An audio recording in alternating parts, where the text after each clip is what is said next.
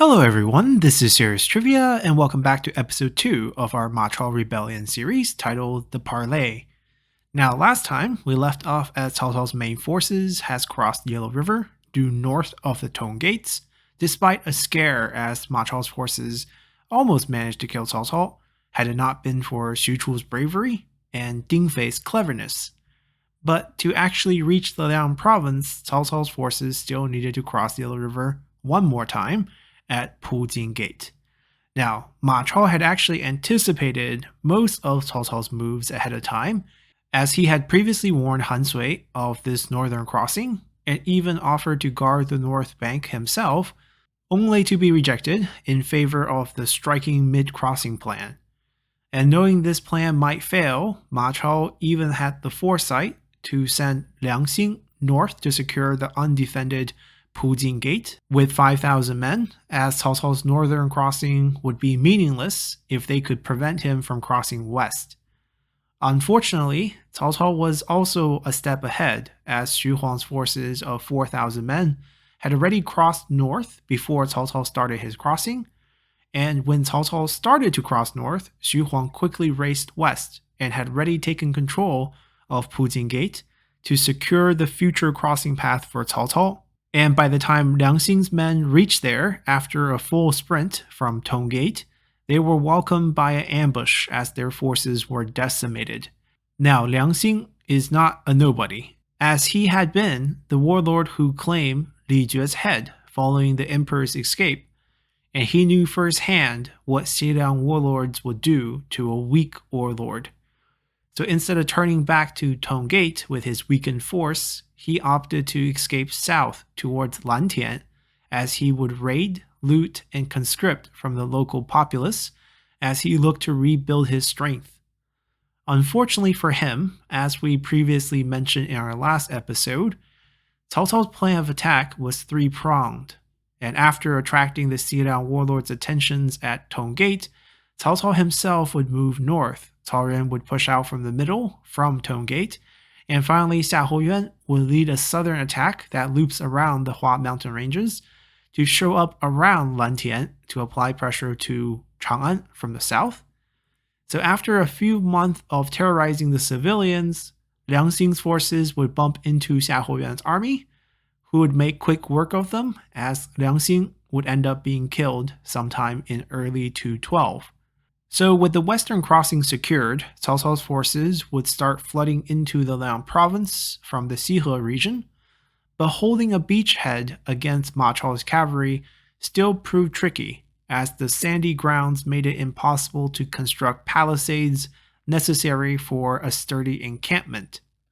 Fortunately, as the weather cooled into winter, Advisor Logui came up with the plan to pour water into the holes overnight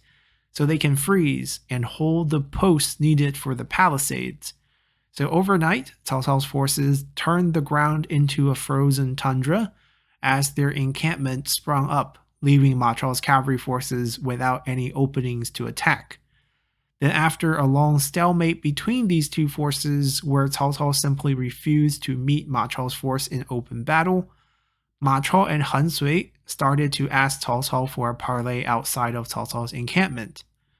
At first, Ma Chao had planned to use this opportunity to kidnap Cao Cao, and even went as far as training his horse to carry more weight, as he would place 6 sacks of rice on his horse as a proxy for Cao Cao's weight.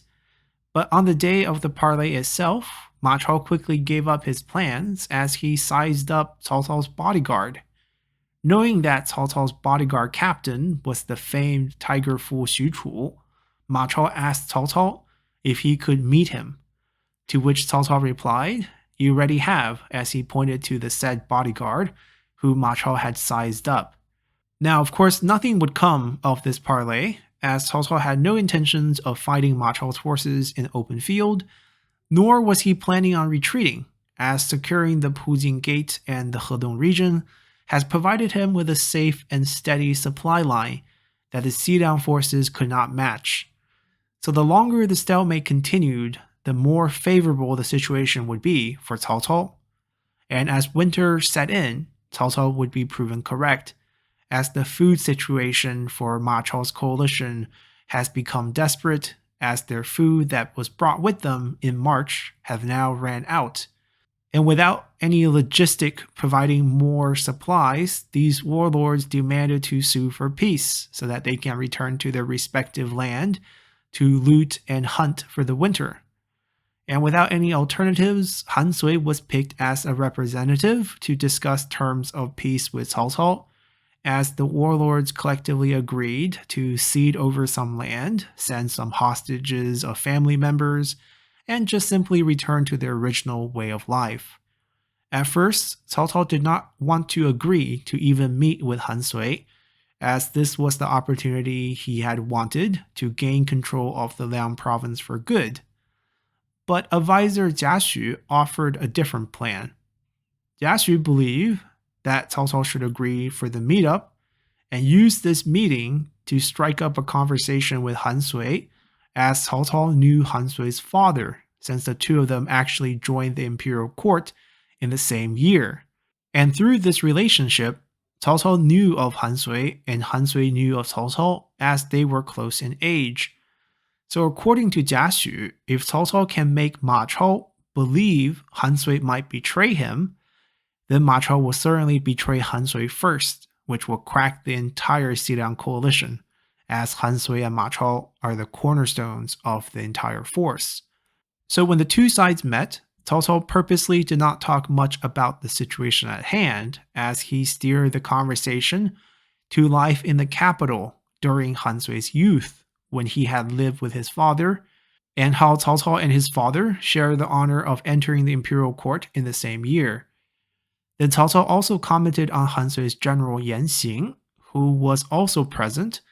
about how he was a good and filial pious son for having sent both of his parents to live comfortably in Ye, which was a reminder to everyone that their families were still alive and under Cao Cao's control. Whereas Ma Chao might not have cared much for his father and his clan's well-being,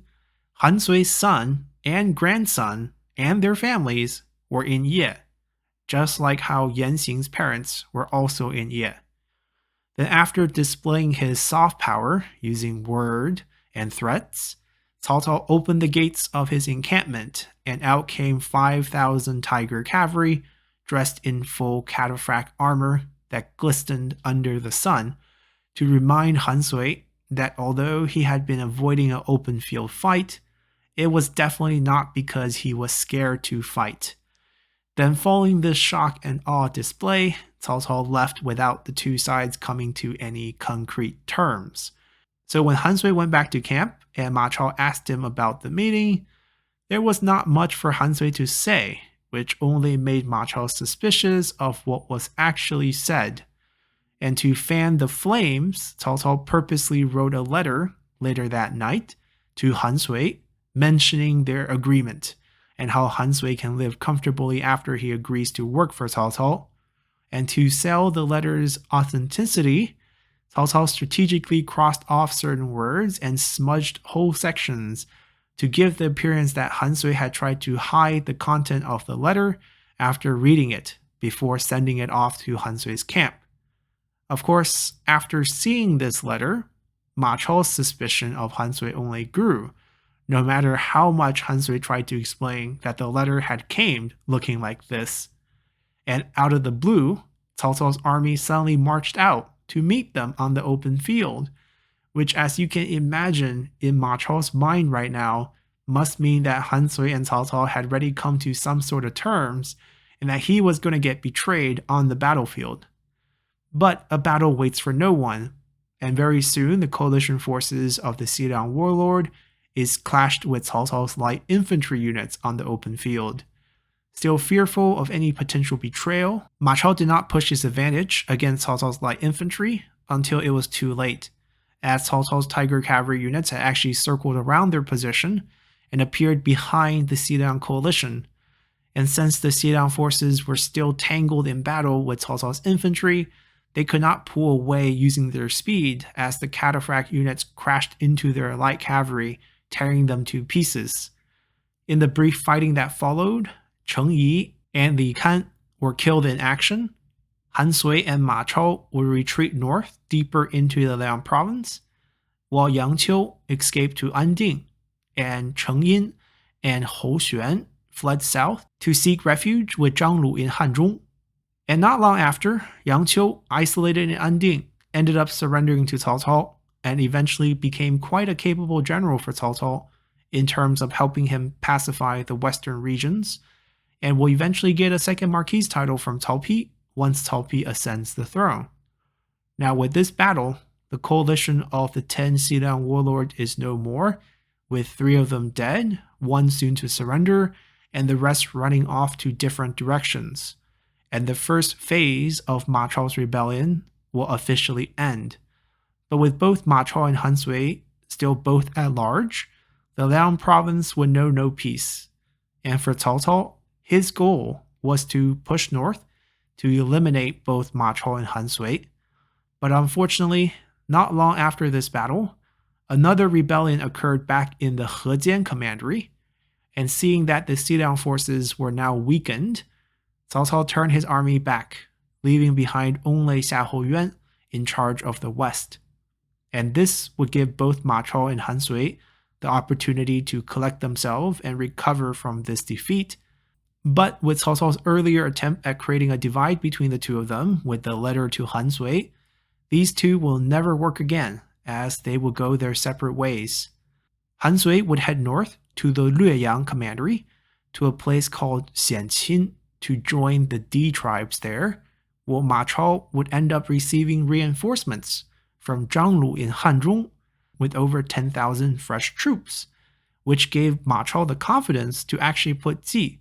the capital city of the Liang province, under siege, as he thought to take control of the entire Liang province with Cao Cao's absence. And as the second phase of Ma Chao's rebellion would kick off,